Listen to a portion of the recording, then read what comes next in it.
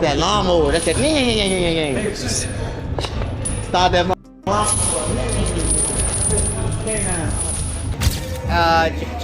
Jake Paul might be too big for him, or Tank might crack him. You don't know. I made a post and basically told Roach. He tagged Lamar Roach and he said, "Look, you're not getting that fight with Tank." The day in the life of Gervonta Davis while getting ready for Jake Paul is centered on staying focused and working hard every single day. His training revolves around building sharpness, power, and speed through intense conditioning exercises and sparring sessions. He remains disciplined and fully committed to his goals. Every part of his workout reflects his drive to prove that he is prepared for the tough challenge ahead, and there is absolutely no space for distractions. Rolly Romero shares a grounded viewpoint on the upcoming fight between Jake Paul and Gervonta Tank Davis. He points out that Tank's legacy stays strong no matter what happens in this match. As a world champion who has already reached major milestones in boxing, Davis does not have anything to prove by facing Jake Paul. Still, Romero admits that Jake's naturally larger size gives him a real physical edge. Even so, it does not take away from the respect and success Tank has already earned through his career. Paul might be too big for him, but like Jake Paul might be too big for him, or Tank might crack him. You don't know. Like I said, like, or as an exhibition, we don't know if they throw at each other or not, or we don't know. I don't know. I can't give an opinion because I don't know what's going on. Do you think it impacts, like, will it impact Tank's legacy if Jake Paul were like to beat him or even like knock him out? Dude, Tank's a 3-division world champion, a 4-time 3-division world champion.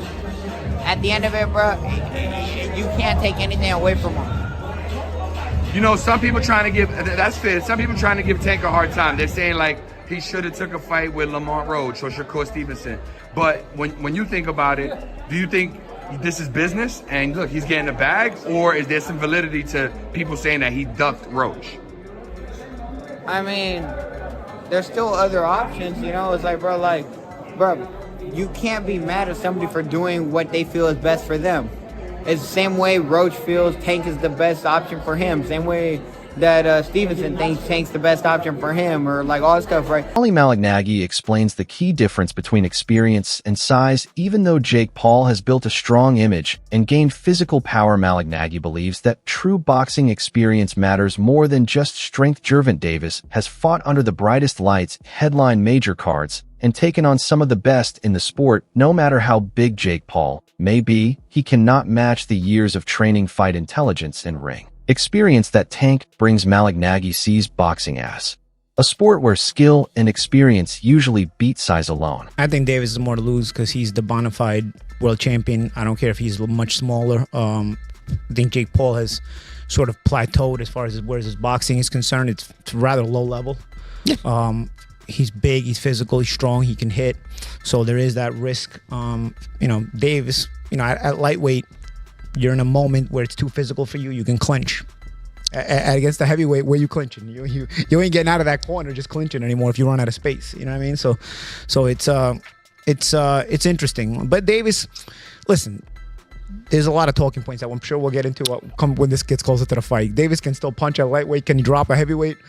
There's a lot to gain there, right? If Davis knocks the answer is yes. If Davis drops Jake on his ass, as much as Davis is the one with more to lose, it's still a highlight moment. A visual that will stay forever. Yeah. But if you get dropped, even if you're smaller, you're still a world champion in multiple weight classes. If you get dropped, what's the look? What's the feel? On the inside, as boxers, me and Chris Algieri, the champ, even you, Jimmy, you have fight experience, so we know that the risk is a big guy that big hits you. You're probably going down if you're a small guy, if he hits you clean. So we know the risk, but how does it look to the public eye who don't understand that? You know what I mean? The public. So there is a lot to lose, though. There's a bit to gain. I wouldn't necessarily have an issue with this had Davis's career arc been one that benefited boxing. Davis was manufactured and put into a position where he's supposed to benefit boxing, and I don't think he has. I think he's hurt boxing.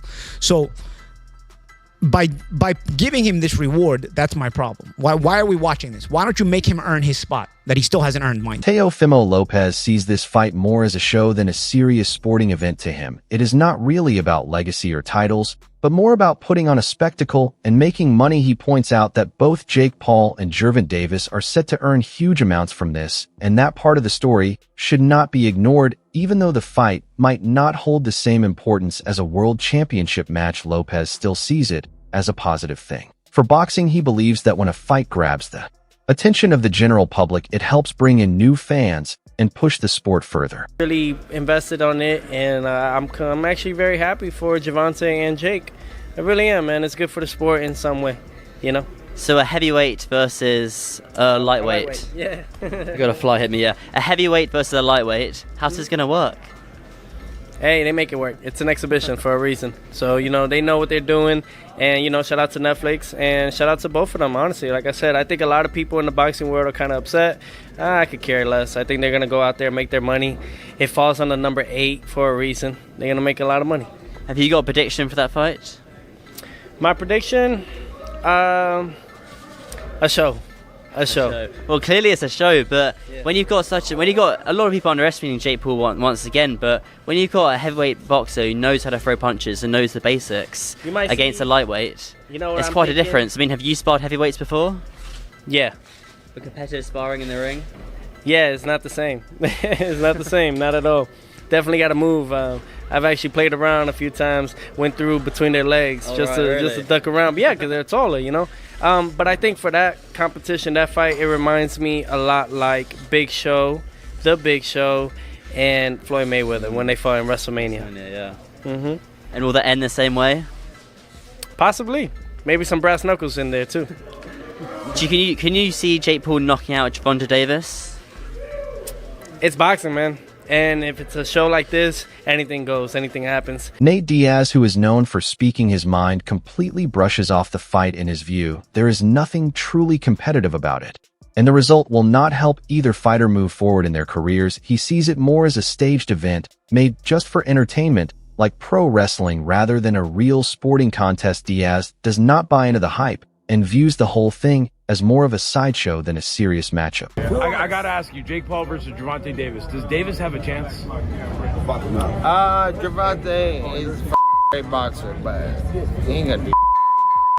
So you got Jake Paul by knockout, or? No, I don't got anybody, but I don't think He's just too small. it just I don't want to beat up somebody that small. I don't want to, you know what I'm saying? What do you think of the fight? I don't want to lose to somebody that. There's no point in the fight. It's a great fight, actually. You think I'm it's a not good hating fight? on the fight, but I think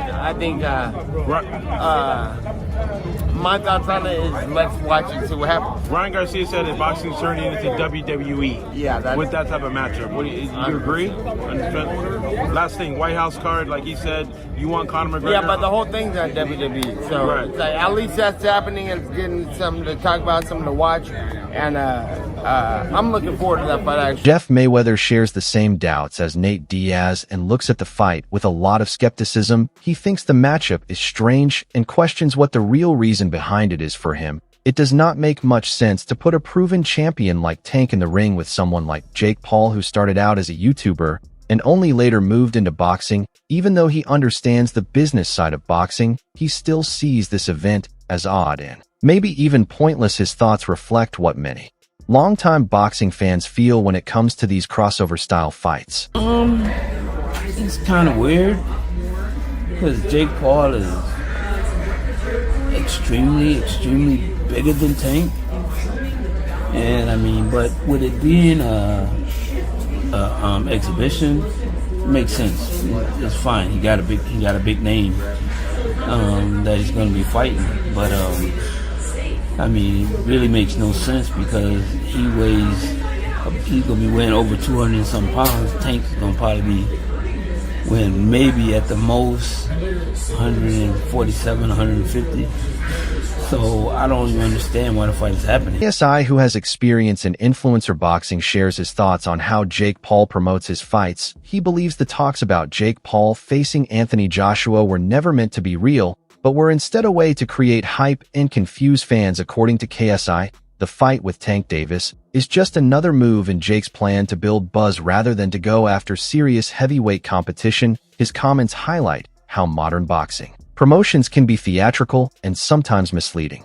I knew AJ and Jake was never going to happen. I didn't. Really? Yeah. You thought it was actually going to happen? Bro, it's so crazy. Like, I feel like so many people just believe everything online. But that's pretty unbelievable on the other hand. I feel like I know. Well, okay, how do I say it like this? Itoma versus White.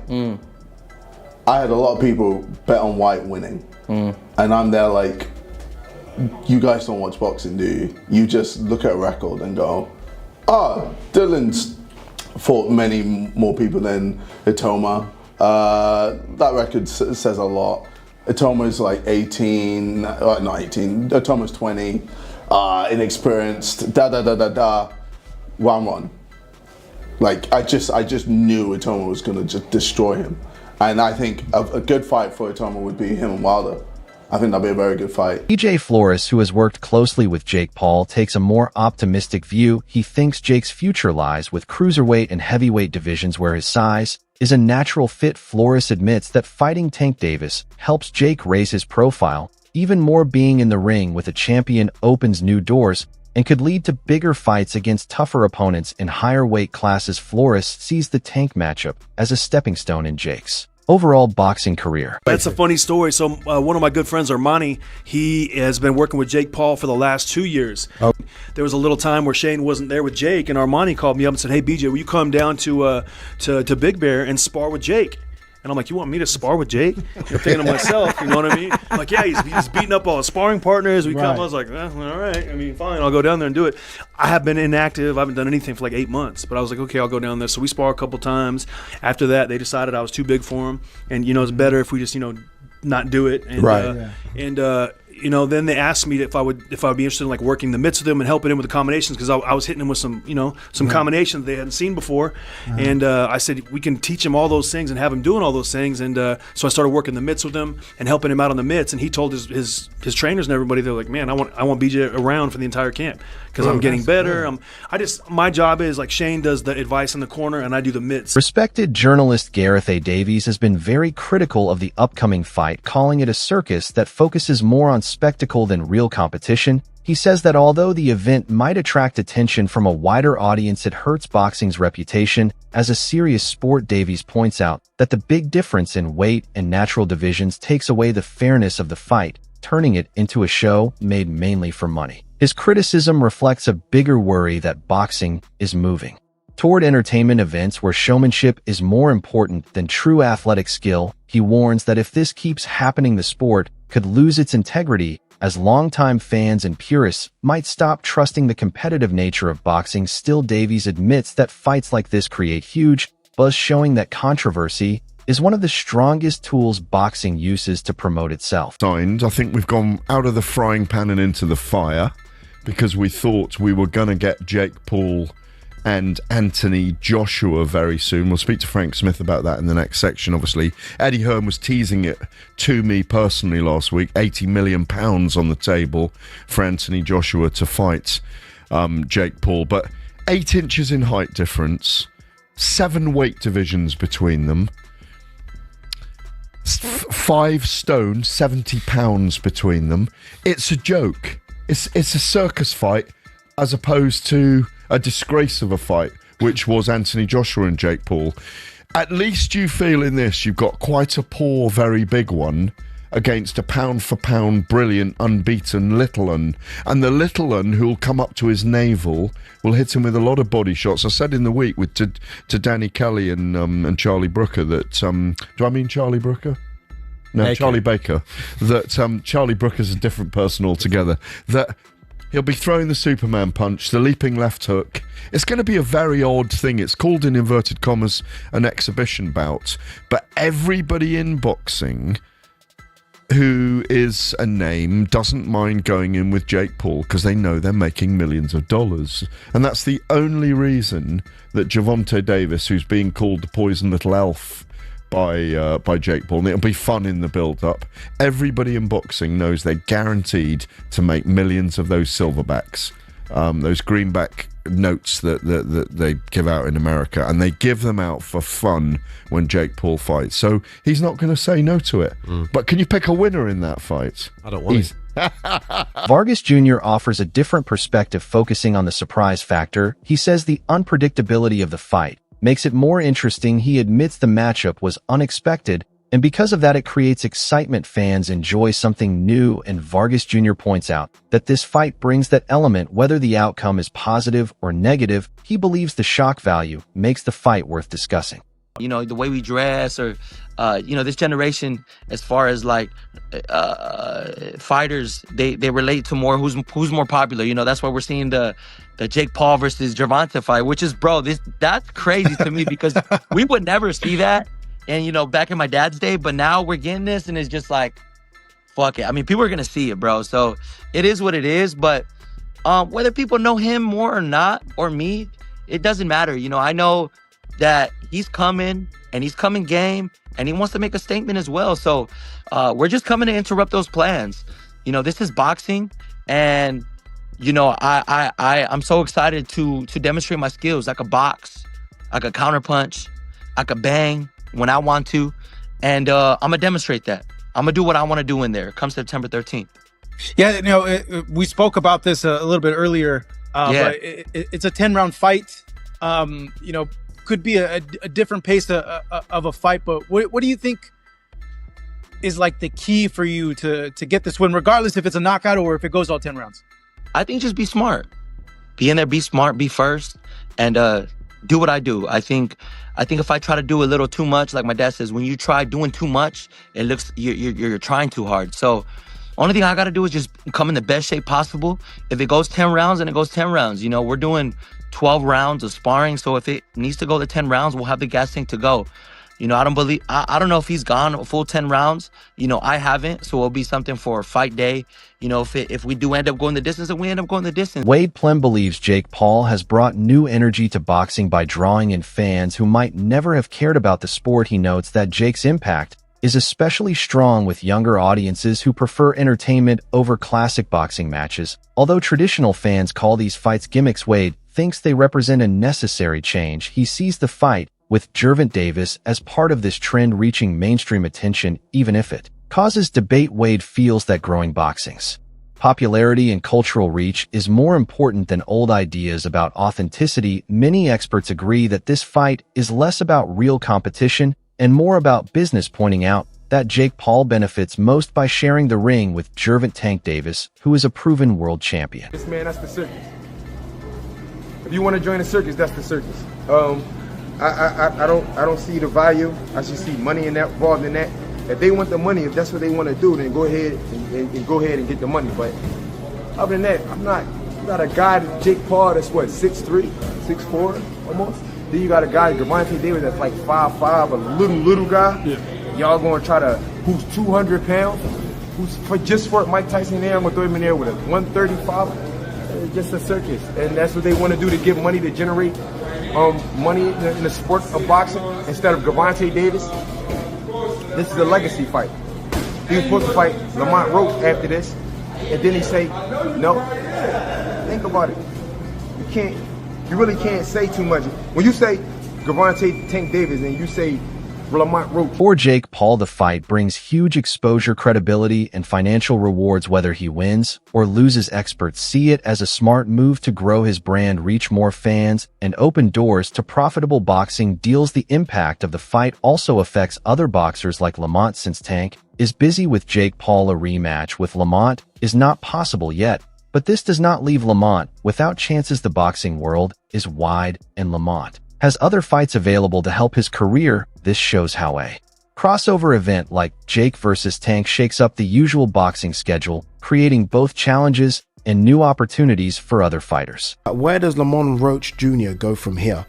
I mean, he's got options. I mean, that young kid, Kamel Moton is calling him out. He ain't going to do that. He's only 19. Floyd's young fighter. He can wait for the winner of Abdullah Mason, Sam Noakes. I mean, Floyd Schofield's out. Options is what I'm trying to say. And then look, does he want to go down a weight? Does he want to go down to super feather? Let's not forget, he is think he's still a belt holder in that division. I mean, Shaki Foster's there. Stephen Fulton is now in the division. We saw Raymond Ford, on the weekend? Sorry, weekend. When was that fight? 2 weekends ago. So there are options out there for. That's all for today's video. Stay tuned for more. Until next time.